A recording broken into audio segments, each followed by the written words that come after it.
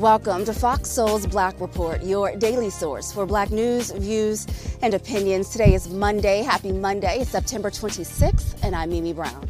And I'm Romeo. I'm Demi Lobo, and on today's report, Alice Marie Johson joins us today. A nonviolent drug charge kept her behind bars in a federal prison for more than 20 years, and now she's asking for a lender to give millions of Americans a second chance. We're going to explain. Meanwhile, the Biden administration making environmental justice a top priority with the announcement of a new office that will focus solely on helping underserved communities. Then, an Alabama inmate whose photos went viral over the weekend has been transferred to a new facility, but is he getting the help that he deserves? His family is speaking out. Plus, Switz Beats and Timberland reach a settlement in a battle of their own, and the NFL announces their headliner for the 2023 Super Bowl. There it is. We have all that and so much more. This is our voice and our truth, so let's get it.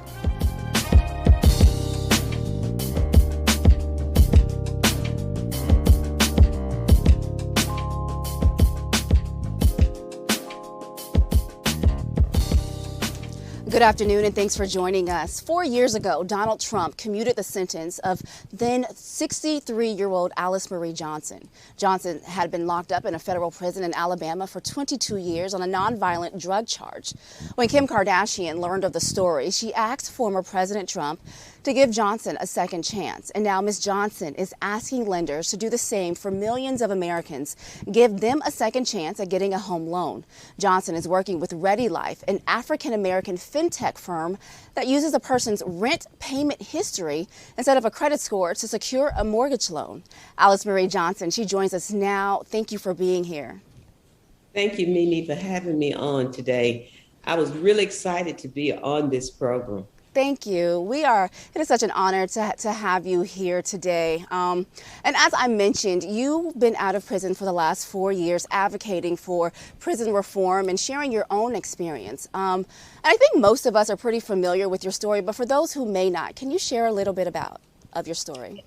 Yes, I'll be happy to very quickly tell you that I was convicted as a first-time nonviolent offender to life plus 25 years without the possibility of parole. I was initially offered 3 years.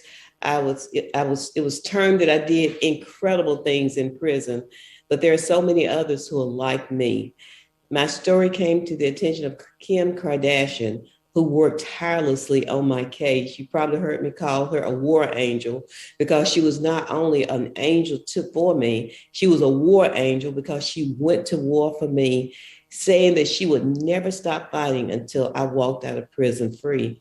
And so when I came out, I have never stopped fighting for those who've been left behind, who deserve a second chance. And really and truly, Ready Life has given me that opportunity to fight for yet other second chances for all Americans who've been marginalized. Yes, we love that. I'm going to get to Ready Life. That is such a great program, and we're going to explore all of that. I wanted to know, Miss Alice, if you could take us back, though, 2 or 3 days before it was time for you to go to prison. If you could walk us through what that was like. What were you thinking? I mean, how does one mentally prepare for a 20-plus sentence? Well, I was preparing for a life sentence because they told me the only way that I would ever return to my family would be as a corpse. And honestly, it was my faith that kept me going. My mother told me, never forget who I am, and not basically to conform to prison life, but to still hold my own standards and the character, the upbringing that I'd been given. I'd made a mistake. I certainly did, but it did not deserve a life sentence. Not to conform to prison life. I know while you were there, you made an effort to be very active, very involved in helping others there as well. What can you say to women who may find themselves in a similar situation? What are some red flags in a relationship that a woman should look out for so that they don't fall into a similar trap? If you're in a relationship and it seems that someone is coming up with money or is giving you a little bit too much, you really need to check the source. If you can't really see where he's working or where he's getting his source of income, sometimes they'll tell you that they're going to a job, but that job don't last all day. Be very, very careful of that. Be very, very, very careful of that. Thank you. I know since your release, you started your own company, Taking Action for Good. You travel around the world, putting a human face to the problem of our criminal justice system. Why is that so important to you, Ms. Alice? It's important because when you see a face, you just can't walk away. When Kim Kardashian and the world saw my face and saw my family, that is what made the big difference. It really birthed the bipartisan First Step Act because people across the aisle saw that this is wrong. If you just read about a story, that's one good thing I can say that has come out of social media is that you're able to see the faces and the stories and not just read about them. That is so true. Actually putting a face to the problem, it kind of makes you feel a little bit more connected. Yeah. Thank you for sharing that. I want to talk about Ready Life because just like what you stand for, Ready Life wants to give people a second chance, a better chance at home ownership. How did you get involved with Ready Life? Well, I got involved because that is what I do is I advocate for for those who are incarcerated to have a second chance. And when they come out, I try to help them get what I call their freedom legs. And coming out of prison, it's very hard to even rent, less ways own a home because many don't have credit scores. But this was an opportunity for me to broaden my work beyond returning citizens, but to our communities, our marginalized communities, to be more than a credit score. The same way that I was more than an 8-digit number, people are more than their credit score. And if they can pay rent on time, well, then they deserve an opportunity to buy a house. They've proven that I can pay my rent, but their credit scores might not be high enough. And so Ready Life basically does not base your ability to buy a home on a credit score, not even a low credit score, no credit score. Those three numbers mean nothing. What is important is that you are paying your rent on time. They're able to get a Ready Pay debit card, which lets us know that they're paying their rent on time and they're able to apply for a mortgage. This is revolutionary. It's not a minimum score. We are not piloting a program. We have been in the trenches. Ready Life has been in the trenches doing this work, preparing for this day, because that in itself, to have freedom, economic freedom, really is a pathway to economic justice, racial justice also, because as Martin Luther King said, economic injustice is the inseparable twin to racial injustice. So true, Ms. Alice. Thank you for sharing that because, we know that credit scores are a major hurdle facing most Black and brown home buyers. Black people, we own homes at a rate of 44% compared to 74% of white Americans. But how is Ready Life helping to tackle that disparity? What group of people is this program aimed at or designed at to help the most? Well, it's really and truly going to help Black and brown people, especially young people. It's going to help all people, but especially that group. Did you know that the average age of home ownership is in the 40s? We're hoping that college students coming out of college, rather than getting into a long rental history, will have that opportunity to own a home. And also those who have been locked out of opportunities to own a home because they don't have a credit score. This is going to be revolutionary. And I just hope that everyone will take advantage of this. I have children, my grandchildren, they all have been signing up for Ready Life because they want to be the difference in their generation. They want to create generational wealth.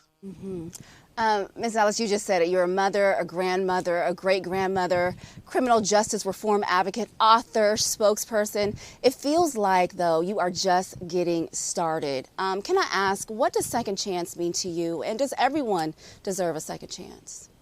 Yes, second chance means to me that even though I made mistakes in the past, I'm not the same person.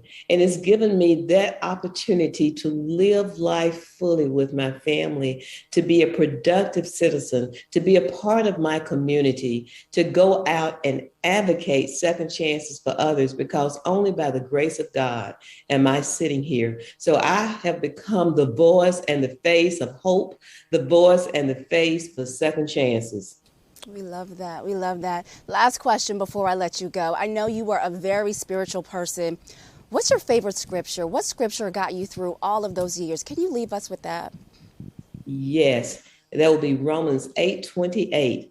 And we know that all things work together for the good, for those who love God and are the called according to his purpose. So I knew that there had to be purpose in my incarceration. As I saw myself changing the lives of women, I walked in my purpose. And now I believe I'm walking in that purpose now by helping change the life of women and men and families for generations to come. Absolutely. Alice Marie Johson, thank you so much. For more information, Ready Life, please go to readylife.com. Thank you again for being here. You have blessed our spirits, and we have a lot of information to look up. We're going to, Ready Life will help our soulmates out so much. So thank you for shedding light on that today. Thank you, Mimi. Really appreciate you. Thank you. That was lovely. The Environmental Protection Agency is opening a national office dedicated to dealing with environmental justice. The new Office of Environmental Justice and External Civil Rights was announced at a hazardous waste site in Warren County, North Carolina last week. 40 years ago, the predominantly black community kicked off the environmental justice movement by protesting a site that was contributing to health issues for the community. You know, as a proud son of North Carolina, I was born and raised, and I was just a child when the state decided to site the PCB landfill in the backyard of a predominantly black community. Reagan was joined by civil rights leaders and people who took part in the 1982 demonstrations. The new office will combine 3 EPA programs that will distribute $3 billion in block grants to underserved communities harmed by pollution. Environmental justice is a topic that we simply do not talk enough about. Many people don't even know what environmental justice is comprised of. And so that's why I'm happy that Reagan, he said in his speech that he grew up in this city, and so he pretty much wanted to give back to the city like he's seen those before him give to the city before he was in this place. And so that's why, number one, it's very important to have leaders who grew up in the city, because they're going to care more about their town that they're representing. But also, just really quickly, President Joe Biden, he said that environmental justice was something, day one of his term, was something that he was very, very, very passionate about. And so it kind of sucks that we haven't seen much more on President Biden's front about environmental justice. So our cities and our local counties have to rally together and do our part. And so I would like to see this be a message to Joe Biden to see, hey, we're doing our part here that we need to do in our cities. But what are you going to do to meet us halfway? Because environmental justice is very important, and it affects our communities a lot. Okay, so 2 things I want to say really quick. So this office was launched by the Biden administration. So he is keeping his promise on making sure that underserved communities and black communities are getting that environmental justice that they need. Because we know, look at Jackson, Mississippi, what's happening in Jackson, Mississippi. I think there was something in Baltimore, and there's other places where they're telling you not to drink the water and things like that. Those are all environmental issues. But I must just say that that interview with Miss Alice gave me chills. I just have to say that. Like, she was, really her story, no matter what side of the aisle you stand on, her story, what she stood for, what she went through, and how she's come out and she's helping others, it just gave me chills. It's tremendous. To feel like you were going to be somewhere for life and then actually get your life back. That was an amazing interview. And then as we focus back to this, we talk about the Biden administration. He wants to pledge 40% of federal clean energy investments will be channeled to this cause. So look, we're just going to hold him accountable when it comes to that. And we will say this, with this being in part of the headlines, it's another win for the Biden administration with the midterms coming up, because it's all about having that leverage so we can make sure they can continue to control the Senate and the House. So we'll see about that. All right, well, Vice President Kamala Harris is working hard to get the vote out for the midterm elections in November. She recently went to Milwaukee where she met with students and Latino leaders. Harris also spoke about the Democratic Attorneys General Association meeting. She spoke there. She urged them to fight back for abortion rights. At this moment in our nation, some of our most fundamental rights are under assault. As Attorneys General, you are fighting on the front lines to defend our rights. You are on the front lines fighting for women's rights to make decisions about their own bodies. and voters' rights to participate in our democracy. Wisconsin is a key state this November. Democratic Governor Tony Evers is running for re-election, and Lieutenant Governor Mandela Barnes is in a neck-and-neck race for Senator Ron Johnson with Senator Ron Johnson for the state's U.S. Senate seat. Elijah McLean, the young Colorado man who died during a police encounter in 2019, was killed by a powerful sedative that was injected into him as he was being restrained by officers. The information comes from an amended autopsy. It was released on Friday. The original autopsy listed undetermined as a reason of death. Investigators say McLean was placed in a neck hold and injected with ketamine after being stopped by Aurora police for being suspicious. McLean was unarmed as he was returning home from the store. Prosecutors say they did not charge anyone with McLean's death because there was no conclusion on what type of death it was. New York City is installing surveillance cameras on its subway cars. The decision comes as the nation's largest transit battles pandemic levels of ridership because of the fear from riders. New Yorkers are finding other ways to get around the city rather than ride the trains, which is at only about 60% capacity. The city has been dealing with random attacks of violence, muggings, as well as a rising number of homeless people living on trains. The Metropolitan Transit Agency will spend about $5.5 million to equip 6,400 cars with cameras by year 2026. A New York State commission is calling for the removal of a judge who said he pointed a gun at what he said was a, quote, big black man who approached his court bench too quickly. The incident reportedly happened as far back as 2015, but Judge Robert Putorti is accused of discussing the story with other judges. The commission members say he used other racial characterizations to describe the man. The judge is also accused of pulling his weapon on someone outside of the court who approached him. While the commission wants Putorti removed from the bench, his lawyers are asking that he be censored. And in Missouri, lawmakers in one county are agreeing to pay $405,000 to settle two suits filed in a dispute about an underwire bra and metal detectors. The Jackson County Legislature approved the settlement last week for two jail employees. The women were among many who were forced to remove their underwire bras when entering the jail and facilities after setting off metal detectors. The detectors are used to keep weapons and other forms of contraband out of the jail. Well, at the time of the suit, the women, along with dozens of other women, say the Corrections Department failed to accommodate them. A second screening method was eventually set up for female lawyers, employers, and visitors entering the detention center in the county. A sheriff in Florida is being ordered to pay $15 million to the parents of a teenager who died while trying to cross a highway from a state fair. 14-year-old Andrew Joseph III, he was 14 when he was killed on Interstate 4 in 2014 after being kicked out of the state fair by deputies. Hillsborough County Sheriff Chad Cronister, he could appeal that verdict. Now, lawyers for county, they say that Joseph refused an offer for a ride from his football coach. Alabama prison officials say an inmate whose photos of his physical deterioration that went viral over the weekend is being treated in a prison infirmary. The Alabama Department of Corrections says 32-year-old Costello Vaughn was observed walking and eating. The photos, which were taken in July, were released by Vaughn's family, who says he has been asking for medical attention for stomach problems for months. Vaughn is serving a 20-year sentence for 2019 conviction of car break-ins and burglaries. Now, civil rights attorney Lee Merritt, who represents Vaughn, says he underwent surgery in August to remove a portion of his intestines as a result of a gunshot injury he received in 2013. If you see these photos, if you hear the stories that his family is saying about him, it's just so devastating. Look, they're saying right now he's still getting no medical attention. That he's wearing a pamper and he cannot walk. They're also making statements where he's in tears and he's so upset because he says he doesn't want to die in a prison. So look, these are human beings behind these walls. We understand whether they've done right, whether they've done wrong, but they have the right to be taken care of. And the fact that that is not happening in this case says something about our system. You know, Romeo, I'm glad you brought that up because we've been following on social media. So Lee Merritt is his attorney now, and Lee Merritt and Sean King, they are friends. They went to school together at Morehouse many years ago. And so Sean King has updated his Instagram speaking on behalf of the family members.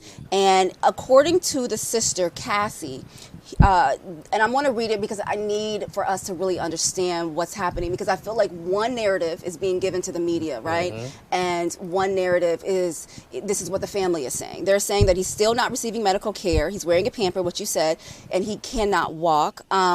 He has to depend on others. His clothes were filthy. Other inmates are helping him get food and stuff from the cafeteria. His feet are so big, they're swollen, that they may have to be amputated. They're waiting to see what that looks like, but he's still receiving no treatment, no medical care. And they are concerned that if he doesn't get to a regular hospital outside of a prison, that this is just going to continue to get worse, and that he may even die.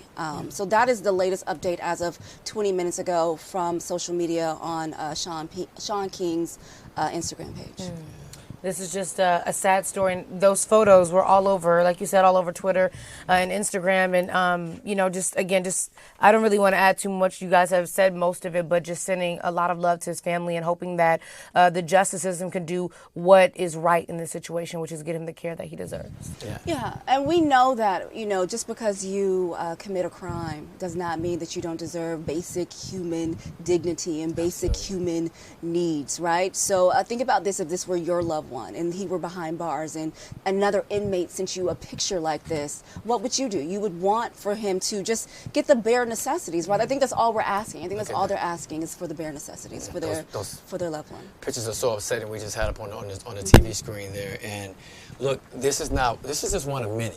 This is one that we're actually talking about, but I've had people that have been in the system, have family that know people in the system, and they've been treated the same way too. So this is definitely an ongoing problem we have to look way deeper into, and this is very, very upsetting. Yeah, and I think that's why we're seeing more people like Jay-Z, Rock Nation, putting their money behind criminal justice reform and making sure that prisons are doing right by people.